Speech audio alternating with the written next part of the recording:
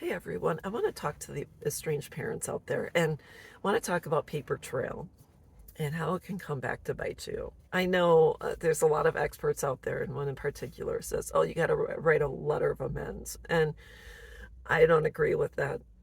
I do not agree with that. I'm not saying we shouldn't apologize when we've intentionally hurt someone, but I'm not going to apologize for being human. And that's just the way it is. So I want to talk about something to consider if you are newly estranged from your son or daughter and you feel that you have to reach out or you have to write a letter of amends or you have to call them, stop by, etc. Is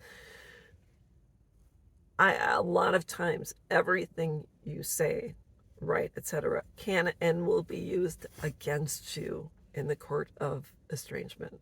Anything you say, whether it's I'm sorry, it's going to be used against you. Whether it's I'm not wrong, it's going to be this unless there's a change of heart on the side of the person who's walked away. It's going to be tough. So what do you do in most cases when someone says I no longer want contact with you? Is you respect their wishes. I know it's really tough. It's tough around Mother's Day, Father's Day, the holidays, birthdays, the day your kids were born. I know how incredibly challenging it is.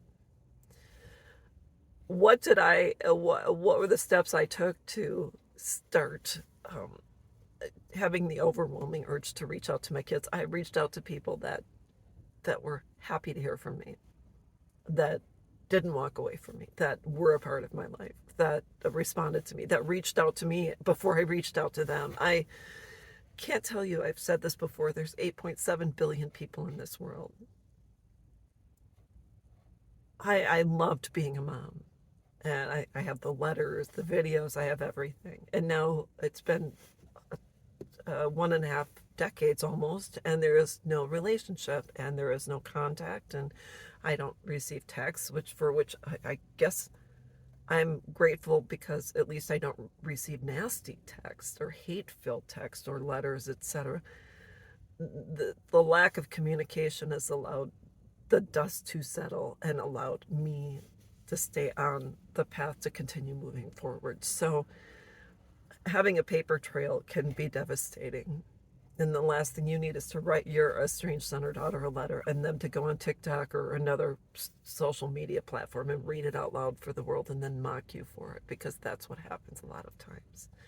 Um, you can do what you want, and you can. A good thing to do is to write letters and texts. Don't send them. Write them out, save them, put them away, put them in a memory box. Just write down how you're feeling, but don't send it.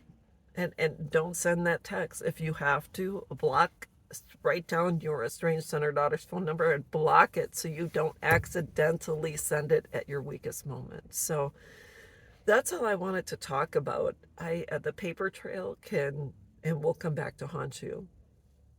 If you apologize for things you have not done,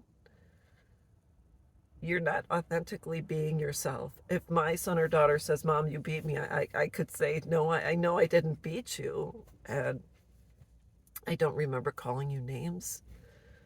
I never put my hands on you in anger. I didn't say they were never spanked, because they were, if there was a sense of disrespect or I was, or anything like that. But my daughters were not abused. Was I a perfect parent? Absolutely not. Was I in a good state of mind after my military experience and being married in a situation in which I was terrified? No, I wasn't in a good state of mind. Did I date after I got divorced? Absolutely. And was I in an unhealthy relationship? Sure, I was. I was, because I was not healed. I never sought for help for myself. I joined the military, got pregnant, got married, had another baby, and so that it filled my life. So I didn't have time for me. And I didn't have time for me until my kids decided to part ways, and then I said I'm going to take care of myself. So that's my story. I'm not ashamed, and I'm not going to apologize for it, but my daughters were not abused. So that said, they can say they were, and they may feel they were, and I can apologize to them for things I can acknowledge and my certain behaviors, but that's just the way it goes. So, anyways, to all, I hope you have a great new year, and I'll see you next year. Bye.